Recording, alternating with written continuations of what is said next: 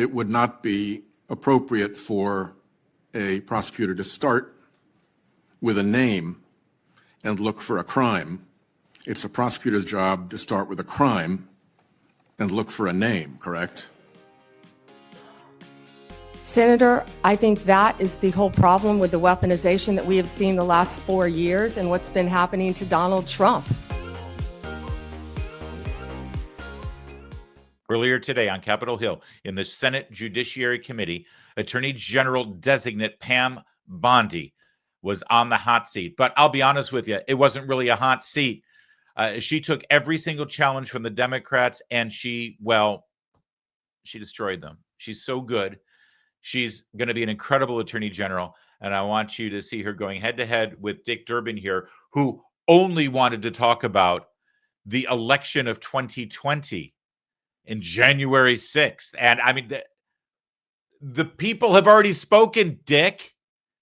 The election happened. They know what happened on election day or on January 6th. They know what happened after the 2020 election. And they just sent you a message, but they still don't get it. So here's how Bondi handled it. Do you have any doubts that Joe Biden had the majority of votes, electoral votes necessary to be elected president in 2020? You know, Senator, all I can tell you as a prosecutor is from my firsthand experience. And I accept the results. I accept, of course, that Joe Biden is president of the United States. But what I can tell you is what I saw firsthand when I went to Pennsylvania as an advocate for the campaign. I was an advocate for the campaign, and I was on the ground in Pennsylvania, and I saw many things there. But do I accept the results? Of course I do. Do I agree with what happened? And I saw so much, you know, no one from either side of the aisle should want there to be any issues with election integrity in our country. We should all want our elections to be free and fair, and the rules and the laws to be followed. It's a great answer. And of course, it doesn't give Dick Durbin the she didn't take the bait that Dick Durbin was trying to throw out there, right? Because there's this myth out there that if you dare to say that Joe Biden won the 2020 election, that suddenly you're sort of in Donald Trump's doghouse. And that's the sort of fiction that they're trying to build here. And they're trying to put her in the doghouse with Donald Trump. So the question is, do you think Joe Biden won the majority of the Electoral College? And she gave a great answer, which is, listen, we accept the results. What happened, happened. Obviously, Joe Biden is president of the United States, at least for 6 more lamentable days. But you can't ignore the atrocities that we saw in various places. Pam Bondi was one of those people who was on the ground in Pennsylvania as part of Trump's legal team after the election, and she knows that there were major problems there. That's what was going to be debated on January 6th that afternoon until all the destruction took place and the crowd, the protest got overwhelmed and went into the Capitol, and the rest is history. But Dick Durbin continues to press the matter. Question deserved a yes or no. And I think the length of your answer is an indication that you weren't prepared to answer yes. Have you heard the recording of President Trump on January 2nd, 2021, when he urged the Secretary of State of Georgia to, quote, find 11,780 votes and declare him the winner of that state? No, I've heard about it through clips, but no, Senator, I've not heard it. What was your reaction to President Trump making that call? I would have to listen to the tape, Senator. Well, the quote that I give you is exact. He said to the Georgia Secretary of State, find 11,780 votes. Do you have the entire context of that call? I feel like it was much longer than that and may have been taken out of context. It was an hour long. Right. And you can certainly listen to it. I hope you will. Every American should. As a former prosecutor, are you not concerned that the President of the United States called a state election official and asked him to find enough votes to change the results of the election? Senator, I have not listened to the hour-long conversation, but it's my understanding that is not what he asked him to do. You need to listen to it. You need to listen to. Well, it's a great and instinctive answer by Pam Bondi that he was quoted out of context and actually drew just that one little phrase out of the entire thing. The whole deal has been litigated already down in Fulton County. We know how that prosecution shaped up there for Fannie down there in Fulton County against Donald Trump over whatever actions he had in Georgia. It's a complete and total nothing. But Pam Bondi handled it perfectly, handled it professionally, didn't rise to the occasion, didn't take the bait, and she's going to get confirmed beautifully, pushing back on all of these Democrats challenging her. By the way, I'm not sure if this is true. I have a brother who lives in Illinois. He can verify this, but I believe when Senator Durbin was first running for that seat in Illinois, his campaign slogan was "Dick Durbin before he dicks you." I could be wrong about that. Again, fact check it. I'm not sure, but it would make sense. Moving on to Sheldon Whitehouse of Rhode Island. This guy, by the way, continues to be a member of an all-white beach club in his state. Boy, it's good to be a Democrat, isn't it? His name is literally Whitehouse, Sheldon Whitehouse, and he belongs to a racist, exclusive, whites-only club today in January 2025. But no, now he's sitting in the seat of judgment over the nominees for Trump's cabinet. Take it away, Sheldon Whiteman. You have said that Department of Justice prosecutors will be prosecuted in the Trump administration. What Department of Justice prosecutors will be prosecuted and why? I said that on TV. I said prosecutors will be prosecuted, to finish the quote, if bad. Investigators will be investigated. You know, we all take an oath, Senator, to uphold the law. None of us are above the law. Let me give you a really good example of a bad lawyer within the Justice Department, a guy named Kleinsmith, who altered a FISA warrant, one of the most important things we can do in this country. So will everyone be held to an equal, fair system of justice if I am the next Attorney General? Absolutely. And no one is above the law. Under what circumstances will you prosecute journalists? Yeah, let me pause there. I do love that Whitehouse has no rejoinder or no response to that. See, he's engaging in this where he wants to like throw out all of these challenges and all these debates. And then when Pam Bondi actually smacks it down and destroys it, he just wants to move on to the next outrageous charge. But good for her. You know, how dare you suggest that prosecutors will be prosecuted? Well, bad prosecutors who are committing felonies, prosecutors who are violating the civil rights of American citizens should be held accountable and should be investigated and should be prosecuted. In fact, Sheldon, why don't you want that? Why don't you want prosecutors to be prosecuted if they're violating the civil rights of American citizens? I hope the voters of Rhode Island ask him that question. Thank you, Pam Bondi, for pointing out Mr. Kleinsmith. Mr. Kleinsmith, for those of you who forget, falsified and lied on a FISA warrant. A FISA warrant is a warrant allowing the FBI and the Justice Department to spy on an American citizen. It was only allowed to occur within the confines of a secret court that was set up specifically for national security purposes. After 9/11, they set up the FISA courts under the Patriot Act to allow the FBI and the federal government to spy on individual American citizens in this country to prevent them from plotting another terror attack. And that law and that court was abused by James Comey and the FBI and the Justice Department under Barack Obama to spy on a member of the Trump campaign, a volunteer, by the way, an advisor named Carter Page, who was a Naval Academy graduate and a member of the United States Navy until he retired without any blemish on his record. He's never violated any law, but they claimed he was a Russian spy and was working to collude with Putin to win the election. Of course, there was never any evidence found, but this guy Kleinsmith lied to the FISA court to get that warrant against Carter Page. And do you know what his punishment was? Nothing. This is what his punishment was. Mr. Kleinsmith was fired from the Justice Department, or he left his job in the Justice Department after the Inspector General found what he had done. Mr. Durham tried to prosecute him. He couldn't find a jury in D.C. because it overwhelmingly votes against Donald Trump. He's now working for a K Street law firm and making hundreds of thousands of dollars in Washington, D.C. Why shouldn't someone like that be prosecuted, Mr. White House? Maybe you're the problem, Mr. White House. So then he just moves on from that point and gets right to journalists. Oh, are you going to prosecute journalists? Is above the law. Under what circumstances will you prosecute journalists for what they write? I believe in the freedom of speech. Only if anyone commits a crime. It's pretty basic, Senator, with anything, with any victim. And this goes back to my entire career for 18 years as a prosecutor and then 8 years as Florida's Attorney General.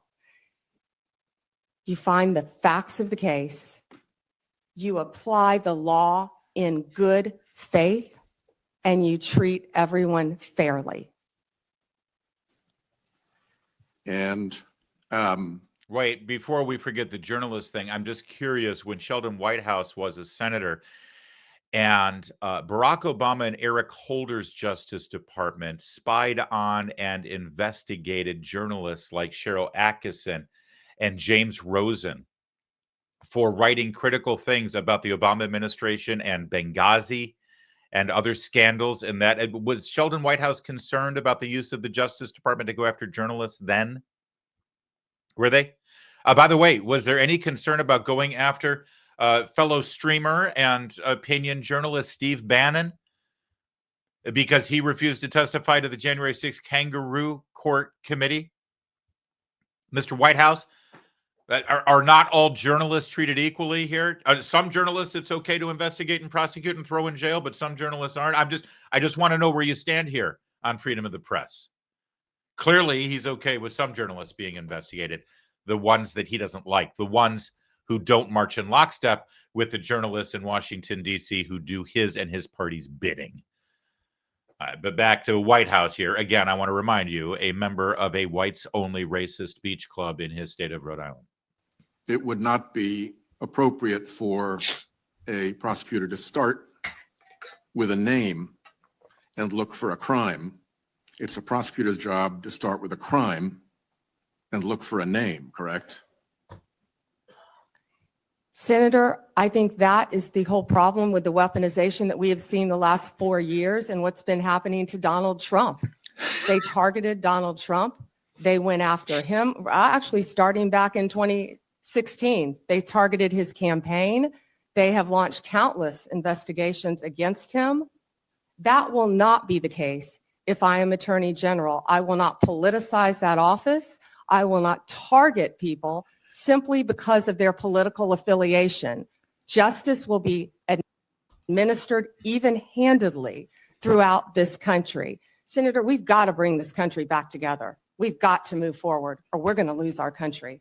Imagine being a senator over the course of the last 10 years, seeing what Comey and Brennan and Clapper and Holder and Merrick Garland and Joe Biden have done with Russian collusion hoax and the Robert Mueller investigation, and then going after Donald Trump over, the Mar-a-Lago raid and the E. Jean Carroll thing and the hush money to a porn star thing and all of that, seeing all of that, and then having the audacity to sit in this room with Donald Trump after winning overwhelmingly the presidential election in November, interviewing his nominee for the Justice Department and having the audacity to say, don't you think that we shouldn't be going after people and investigating them with the hopes of finding a crime?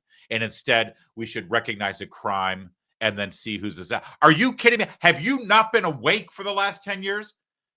Have you been in a coma?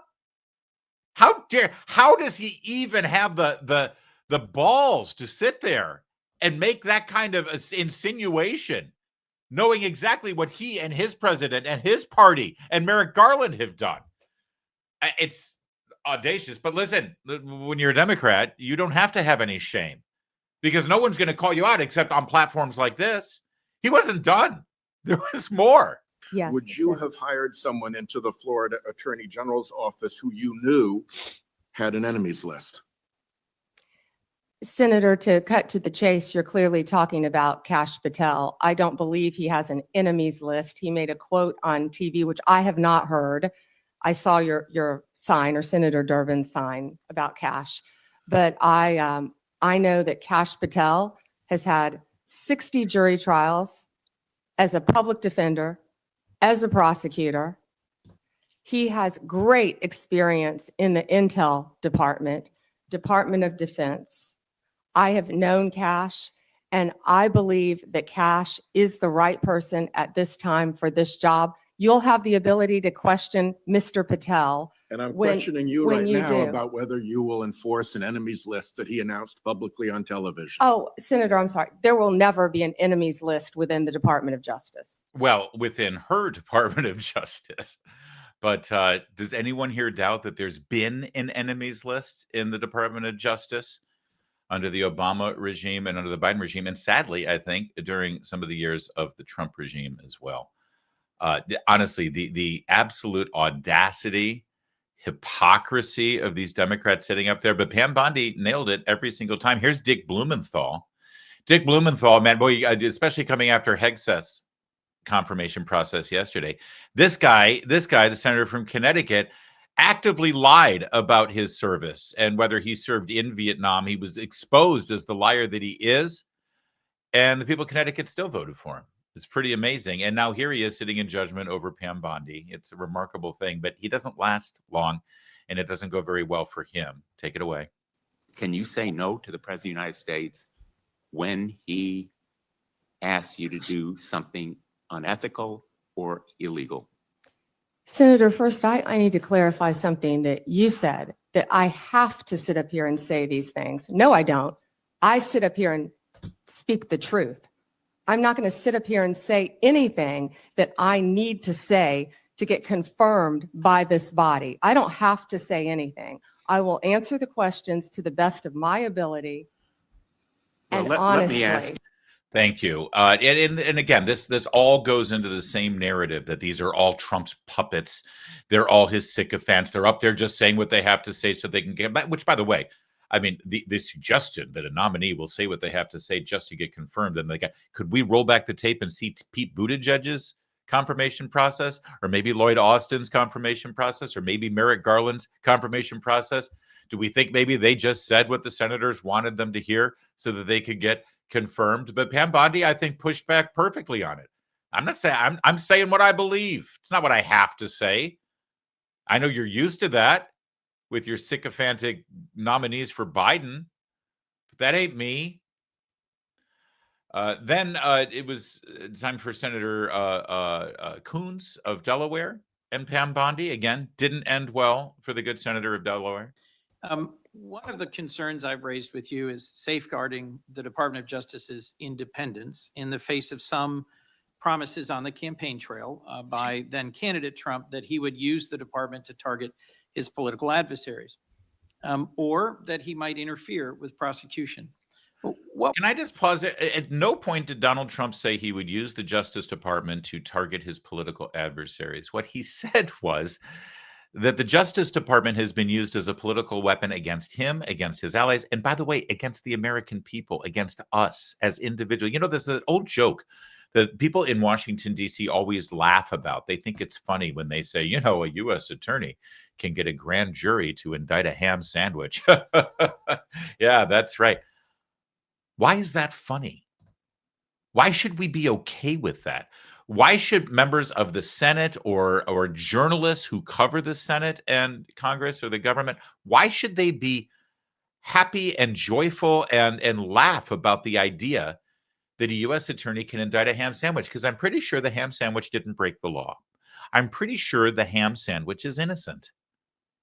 I'm pretty sure that if a U.S. attorney has the kind of power and influence and the deck is stacked in such a way that that U.S. attorney can get a grand jury to indict a ham sandwich, then there's something wrong with our system. There's something wrong with our laws.